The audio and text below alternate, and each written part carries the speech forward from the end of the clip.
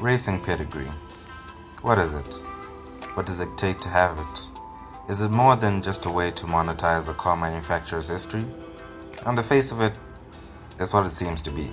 I mean, look, when you go dog shopping, as I believe some people do, though not in the meat section like some people, when you go dog shopping, you really want a really good dog. You search for its pedigree, its lineage, what kind of breed it is. This is even more so when you're gonna go race your dog, as some people often do with their mates. Put simply, if you want to win, you don't want a dog with the racing pedigree of a spaniel. You want something with fast genes, fast coursing blood through its veins, greyhound blood. See, the thing is though, in the car world, this blood comes with a premium, as can be seen with all the great sports car brands that charge you an arm and a leg for some hideous colorways and, well, less options in the car, really. Looking at you, Porsche.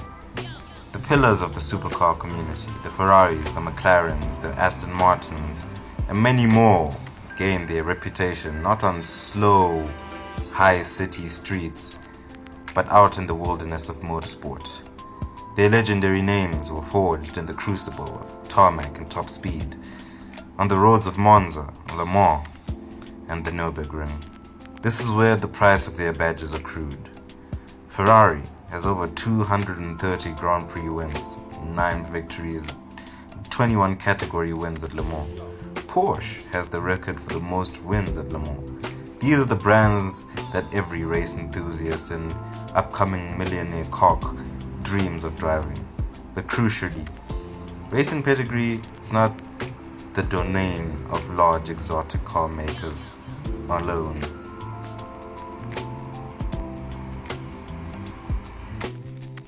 You see, racing pedigree comes in many breeds.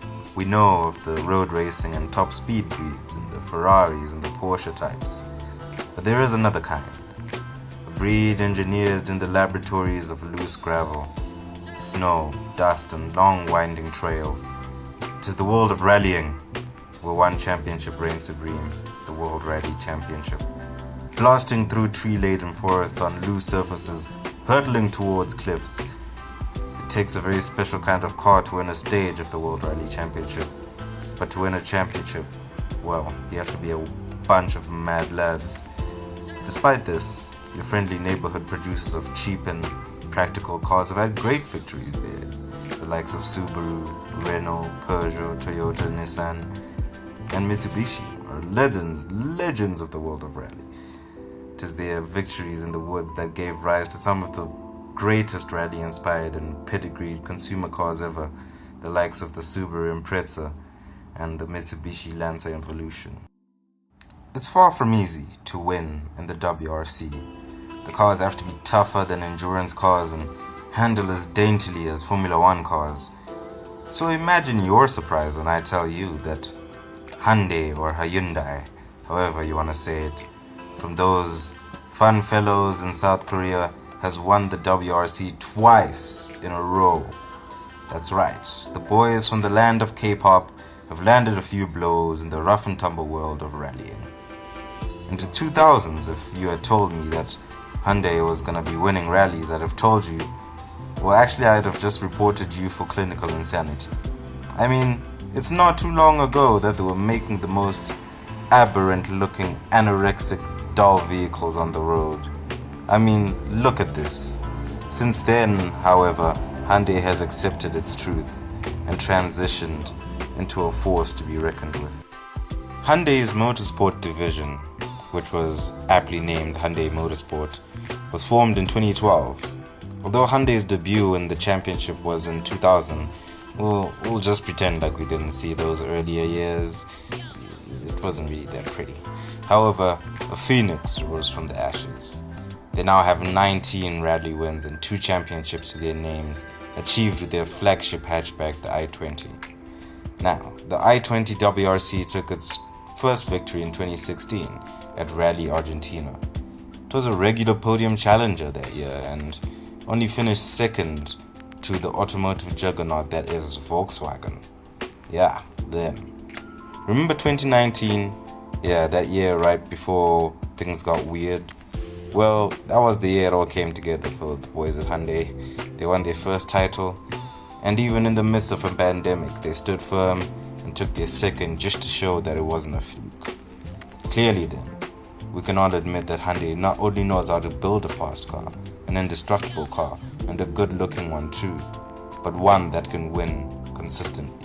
And in so doing, they have taken what is, make no mistake, one of the greatest crowns in motorsport.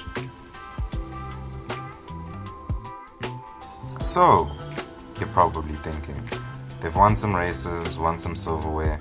That doesn't mean we have to swoon every time we hear the name Hyundai. We can't possibly think of it as a brand of racing on speedy and dynamic cars. Well then, here's some neat facts for you actually. Some of the most glittery badges in the world of speed don't even have a single race win or a single race entry. The likes of Koenigsegg and Pagani. Ever heard of them? Zero motorsports pedigree between the lot of them. Therefore, Hyundai's efforts are no small feat. They deserve our racing respect, and they deserve the pedigree they have now. And you too can have a piece of this pedigree with their sporty line of in vehicles, with their in badges, with hatchbacks and SUVs. Well, they mean more than some other badges, that's for sure.